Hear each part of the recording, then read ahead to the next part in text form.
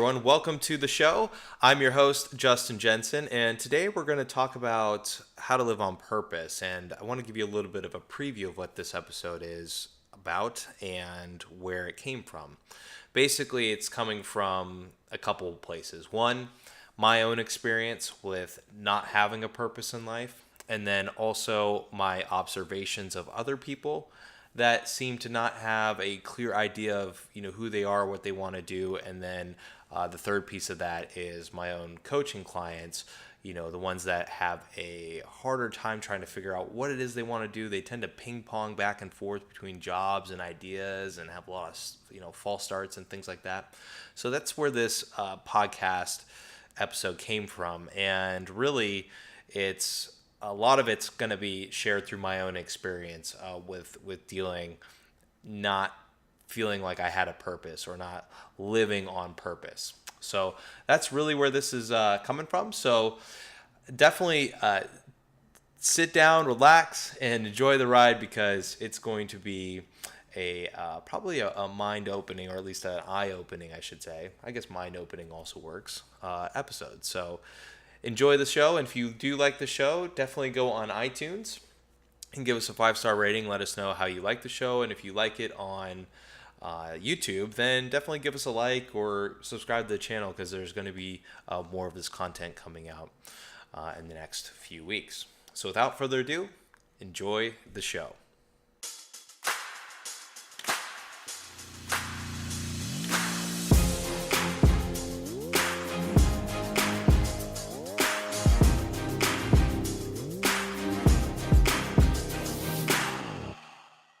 Hey everyone, welcome to the podcast. I'm your host, Justin Jensen, and today we're going to talk about purpose and how to live on purpose and really what that means. And I use live on purpose specifically because that's really at the heart of when it comes to having personal meaning or a personal mission, or just getting excited, about your days, waking up excited, feeling good about what you're doing, and, not having to really experience this overburden of responsibility, which is, in my estimation, what a lot of people struggle with. And so what I'm going to share with you today is my story and how I've overcome a big obstacle in my life that frankly took 15 years to kind of figure out. And I'm going to break this down into kind of a where it began, how I became or had this realization, and then even after this realization, why it took me 10 more years or 15 more years to figure it out. So that's what we're going to be covering today. That's what we're going to dive into. And so without kind of further ado, I do want to just share where this came from. And this, for me, has come from my issues with not having a purpose, with depression, with a lot of the struggles that I've had in my own life have really come down from not knowing who I was, or not knowing why I was here, or not knowing what my true purpose was. And so when I was 15, actually, I had 3 questions that really bothered me. And these 3 questions sent me into a pretty deep depression. One of the lowest points I've felt in my life. And I've had a few low points, just like everybody has. But this one definitely hit close to home, because as silly as it sounds now, I thought a lot of my peers had it put together. I thought they had it dialed in. I thought, man, they know what college they want to go to. They know what they want to do with their career. They know, they know what. They just seem to have it together, and I didn't. I didn't really know what I wanted to do, and a lot of things in school didn't really actually seem that interesting to me. I didn't really like math, and I wasn't a big fan of science at the time. I'm much more of a fan of science now, but so I didn't like those subjects. I liked history, but I kind of knew back then, I was like, what the heck are you going to do with a degree in history, right? And I kind of liked English, but not enough to take it seriously. So I was kind of in this boat, and I imagine a lot of kids are in this boat, or were in this boat, like I was, where we were supposed to do something with our life, right? We're supposed to go on this track record. We're supposed to go to college. We're supposed to do all these things. But when you didn't have anything connected to, or weren't really connected to anything, it makes it really hard to figure out those things, right? It makes it really hard to kind of see where you're going. And when you can't really see where you're going, you kind of are left to wonder, at least for me, I was left to wonder, well, what's the point? What am I doing? So at 15, I had 3 questions, and these 3 questions basically were this: who am I? What am I doing?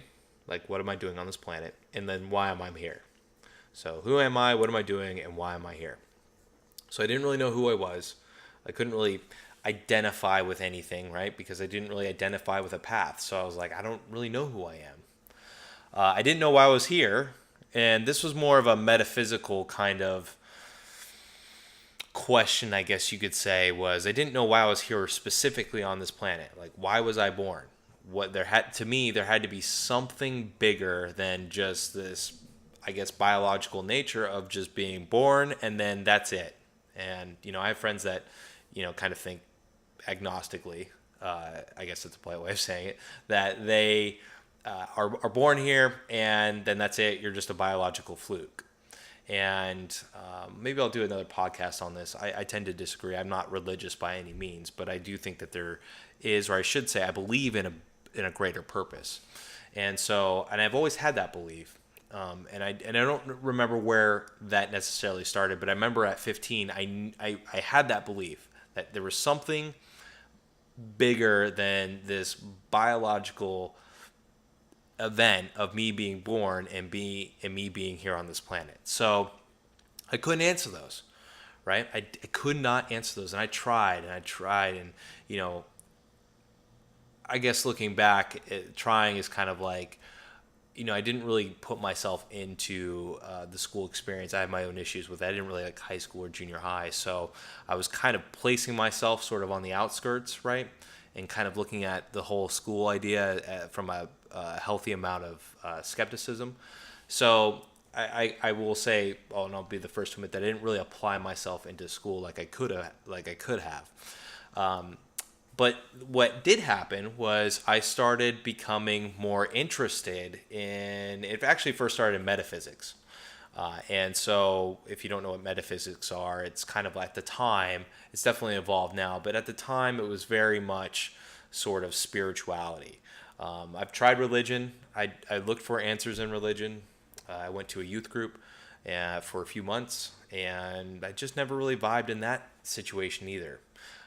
For various reasons, and so I didn't really click with the ideas behind it. I didn't really click with necessarily the people behind it, and so again, looking for answers outside of myself, outside of my family, and my family's great, by the way, but I was looking for answers outside of this bubble that I was in, So I started picking up metaphysical books. One of the ones that was really early on for me, which actually blew my mind quite a bit at the time, was this series called Conversations with God, and it was by, I think it's Neil Donald Walsh. I'm probably botching that, but it started with that, and then there was Dan Millman's, hopefully I'm getting these right, I'm really bad with names, but it's the Way of the Peaceful Warrior. That one was a great one. That one really kind of opened up my eyes too. And then my aunt handed me this book called The Alchemist. And The Alchemist by Paulo Coelho was amazing. In fact, it's a book that I read at least once a year to this day, and I read this like 15 years ago. So that book I really resonated with because it's about a boy searching for meaning, basically. He was a shepherd. He wasn't really happy with where his life is going. He had this idea, like I did, that there's something bigger out there. There's got to be something bigger. And one night he has this dream about this treasure in the middle of the desert, and it just sparks this fire within him to go find that treasure. He knew deep down that's what his purpose was. That's what he was meant to do. And the story is about this boy's adventures trying to find the treasure, and it's actually a story about how the journey grows him And he has a a very big surprise at the end when it deals with the treasure, because it's not what he thinks it is, right? And how true is that about life, about our ideas and the things that we want to do, and how when we get there, it's not what we originally think it is, right? So back then, that book really blew my mind, and it really took me to a place of, or at least it answered, it helped, I should say, it answered the question of who am I? Or no, I'm sorry, it answered the question of why am I here? So it answered the question of why am I here, and the reason why I'm here is, at the time, it was supposed to, metaphorically, I was supposed to find my treasure, right? I was supposed to find my treasure. That was my goal. I still had to answer who am I, and I still had to answer kind of like what's my mission, which kind of answers it, but it wasn't very specific, right? So when you say, hey, I just need to go find my treasure, well, what does that mean? I still had to define that for myself. And so I started reading a lot of books. I started taking, like online courses, specifically with like NLP and stuff like that. I really wanted to get into more of an understanding of myself. And when I went into college, I tended to take more psychology classes and more classes related to philosophy, right? Eastern philosophy. I got obsessed with the idea about the human experience. What creates the human experience? Why do we experience the things that we experience? And how do we find and assign meaning? So I started looking for that in philosophy, metaphysics, Eastern philosophy or Eastern religions, and those were all things that I actually just naturally gravitated towards, because for me it made a little bit more sense. I'm not saying that I agree with all Eastern philosophies, and I wouldn't assign myself to any particular religion, but it did provide a lot of answers for me and did spark my curiosity to better understand myself and better understand my life and my journey. So, kind of speeding ahead, speed ahead and to, I guess, just share where I am now, 15 years, into this journey. And what I can say is that while the books and some of the trainings or classes that I took really did help, it was all part of the journey, right? It all helped in some way form a foundation for my own beliefs, which creates your reality, right? Which creates my reality, the reality that I see, the world that I view through my own lens. And what I can say is that through 10 years of partying a lot, and there's nothing wrong with that, by the way, but it's the way I was doing it. I was using it as a distraction, right? So in a sort of paradoxical way, I was really into self-development, but I was also really into like going out on a random Wednesday night and having a lot of fun. That was kind of my early 20s. And then as I got older, it started moving more towards the weekends, right? And like I said, I still like to have fun, and there's nothing wrong with that. But what I didn't realize until about 3 years ago was how much I was using escapism through partying or drugs or alcohol to sort of escape the negative feelings that I had towards not knowing what my purpose was. Because you see, even after all the books and even after taking all these great classes, I still really didn't have a purpose. I didn't, I changed degrees in college, and then the financial market crashed. I lost the rest of college funding, and so for me, it's really just been taking classes here and there, working really hard, and really the only thing that I've really worked on consistently over the years is just a really strong work ethic, right? And that's carried me through career, success in career after career. But that 10-year period never really answered for me, never really answered the what's my mission part. It never really answered, and that was the one that was really kind of the area that I struggled with, was what's my mission. And it didn't really also solve the who am I equation or problem I was having. So what I've realized through my own experience, through coaching other people and through observing, through my own observations, is that in order to answer the who am I question, you almost have to answer the why am I here part and what's my mission part. Because, and this may just be a male thing, to be honest. This could just be something that's more of a male area than a female area. So maybe take this with a little bit of a grain of salt. But basically, my thoughts here are, if in order to solve the who am I part, in order to have a really strong identity, you also need to know why you're here, right? So you need to know why you're here, and then you need to know what your mission is. And those two together create an identity, right? You build an identity around that. Because identity, and this is probably getting off into the weeds a little bit, but identity is based on things that we relate to and assign value to, basically. So for me, the mission and the purpose behind that mission is really what created a solid identity for me. And that really started solidifying and forming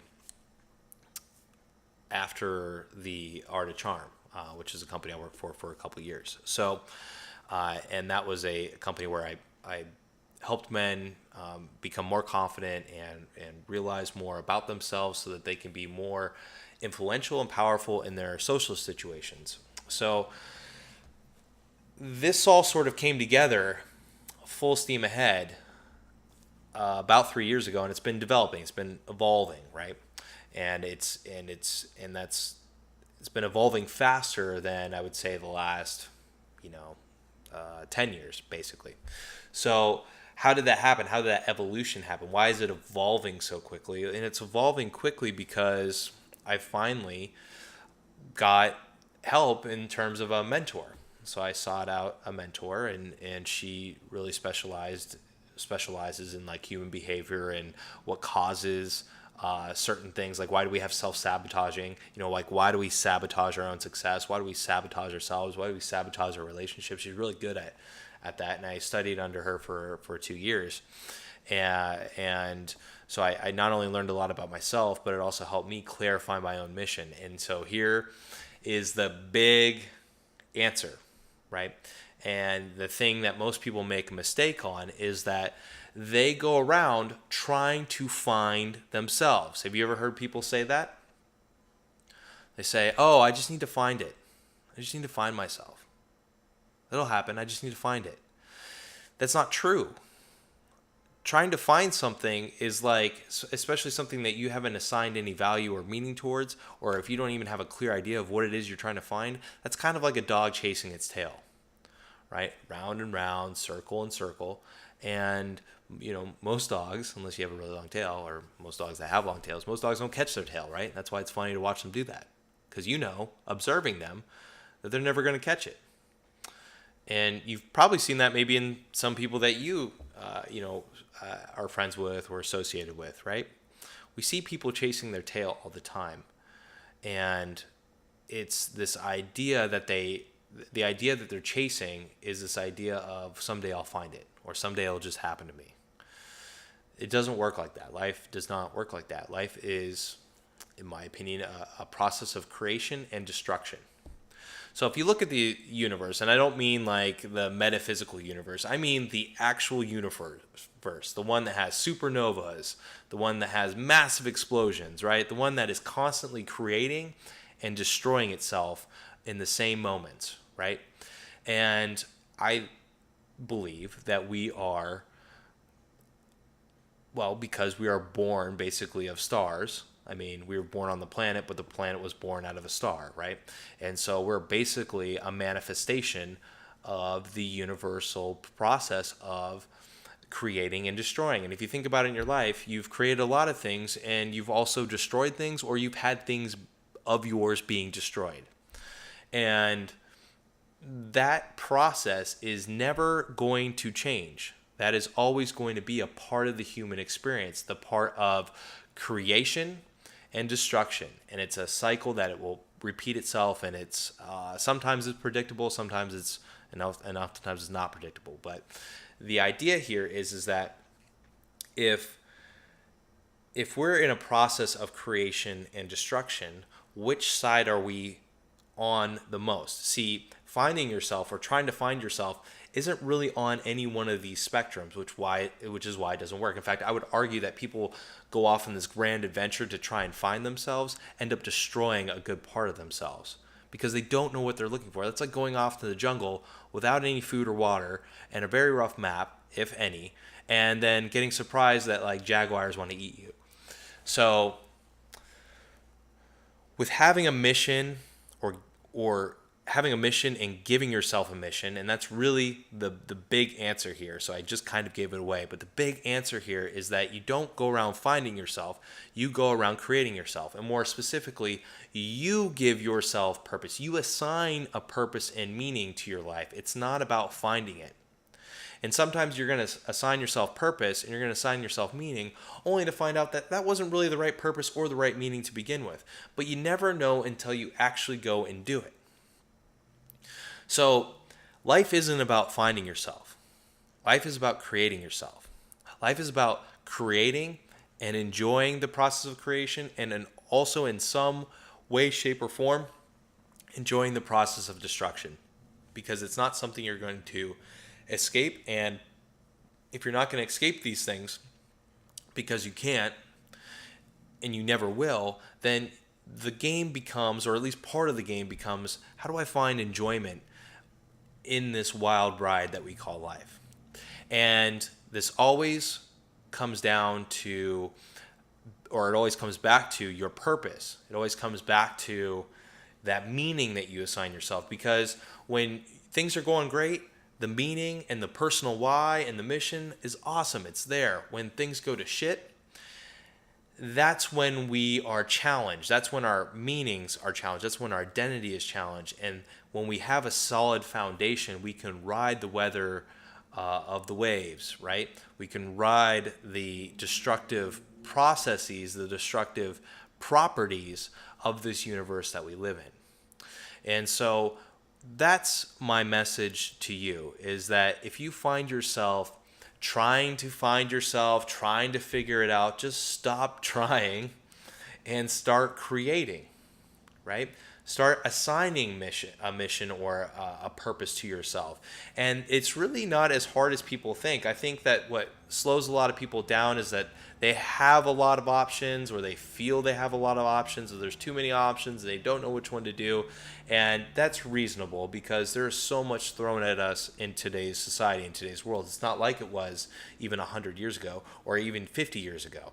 So we're going to be inundated with more and more things and more companies trying to get our attention. So the process to living life on purpose, or what I like to call living life by design, is literally that. You design the life that you want to lead. Okay, you design the life that you want to live.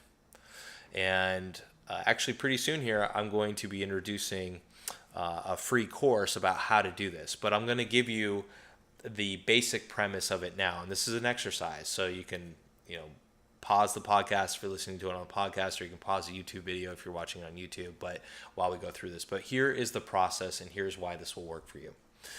So in order to get excited, and in order to wake up excited about your days, in order to get excited about what's ahead for you, you need to assign the meaning. You need to give yourself that definition and that meaning, okay? And so this exercise will help. There's a lot more that goes after the exercise, so we'll just table that for later. But here's a really good start. And this is something that's helped me personally. It's helped a lot of other people personally, because it clearly defines your mission and purpose and why you're here. So ready? Here it is. So what you're going to do, and don't roll your eyes yet, but what you're going to do is you're going to create a 5-year plan. Okay, now the goal behind this 5-year plan is more of a specific map. Okay, so you're not necessarily intended on getting there in 5 years, although you could. That's up to you. But what this does is gives you a plan. It gives you a mission in life. And the 5-year, where the 5-year plan comes from, is just, it's really easy math, and you're going to see how this works here really soon. Okay, so don't roll your eyes. I know you've probably heard you need a 5-year plan before, but this is not the plan you've ever heard of. Okay, so here's what you do. Grab your favorite adult beverage. So I don't care if it's coffee or whiskey, but get your favorite adult beverage, get some good music, and get I like a scroll of paper. Okay, you don't have to have a scroll of paper, and I know that sounds silly. So if you just have paper nearby, that's fine, or a journal, that's fine too. Here's what you're gonna do. If you're using on paper, if you're using sheets of paper, what you do is on the very top paper, you write down everything that you want to accomplish in year 5. Okay, so 5 years from now, what do you want to accomplish? Do you want to have 5 million in the bank? Do you want to be married with kids? Do you want to have 2 businesses? Do you want to just travel the world and make money and sort of live your life? Whatever it is, whatever it is you want to do, on year 5, put down where you see yourself, and I'll help you simplify this a lot. Okay, so no matter what kind of human you are or where you're from, you're always going to have to deal with 4 core areas of your life. Okay, follow me? So these 4 core areas go like this. You almost always, that's a lie, you always have to deal with your health. Okay, so no matter what you're doing, your eating habits, what you're doing or you're not doing, you're always going to have to deal with your health, because your health, your body, you can't escape your body. Okay, so however you're taking care of your body right now, you have to deal with the consequences, both the good consequences and the bad consequences. So you always have to deal with your health. Because we're social beings, you're going to always have to deal with people. So your friendships, relationships, your family, etc. Okay, you can't escape that either. And at some point, you're going to have to deal with wealth, right? How you make money. I'm not talking about having millions of dollars, right? But I'm just talking about how you make money, how you take care of your bills, how you take care of your financial health is another way to say it. And then the last one here is time. You cannot escape time. No matter how much you want to try and escape time, you're given 24 hours, just like I'm given 24 hours, just like everybody you know is given 24 hours. Okay, so in those 4 categories, you can, to help this exercise be really simple, you can pick one goal from those 4 categories that are completely idealistic and completely unrealistic, and you can put that in year 5 items. Okay, the point of this exercise is to actually have fun, and it's not meant to be super realistic. Okay, because our ideas about realism and what's realistic for us can also be the same things that build walls around our capabilities. Okay, so I want you to be unrealistic and I want you to be unrealistic with this exercise here. Okay, so once you have those items down, year 4 items, you're going to put items that would lead to year 5 items. So here's a simple example. If you want 5 million in 5 years, right, then at year 4 you probably need to be making about 3 million, right, at least. So that's an idea. If you want to be married with kids, then by year 4 you should be married, right? If you want to travel the world, or if you want to travel to 10 countries, right, then maybe by year 4, you've traveled to 4 or 5 of those countries, right?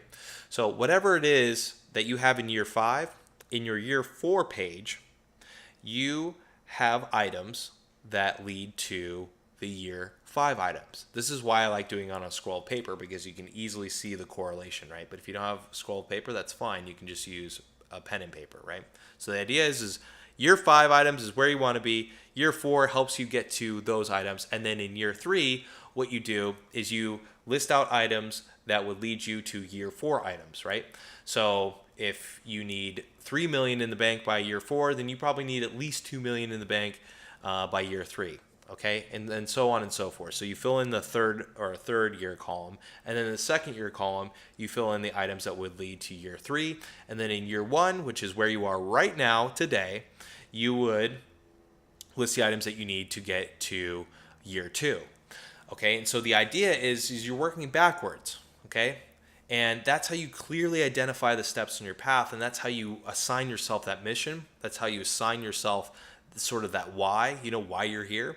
And then that's the thing, then you make that thing the only thing you focus on for the next 5 years, or I don't even care if it takes you 10 years to do it. Like mine is spilling into probably more of about 7. It started out as 5. I did a lot. I've got a lot accomplished, but in my personal ones, it's the financial side. I was really optimistic about that. So for my financial goals, that's probably going to be about a year 10 track. Right? But a lot of things I set out for myself because I wrote them down and I made those the only thing I was going to focus on. Those ended up happening. A lot of that's ended up happening. I got married. I've traveled to 4 or 5 countries now, and so I've gotten a lot of stuff done by using this method, and it works. Okay, but this is how you assign yourself meaning. This is how you give yourself meaning. Okay, so give that a shot and let me know. Actually, I'd be curious to see if this works for you, or if you've had fun with it, or if you think this is total bullshit. I would love to know. So send me an email at justin@grit2great.life. That's justin@grit2great.life. Let me know what you think.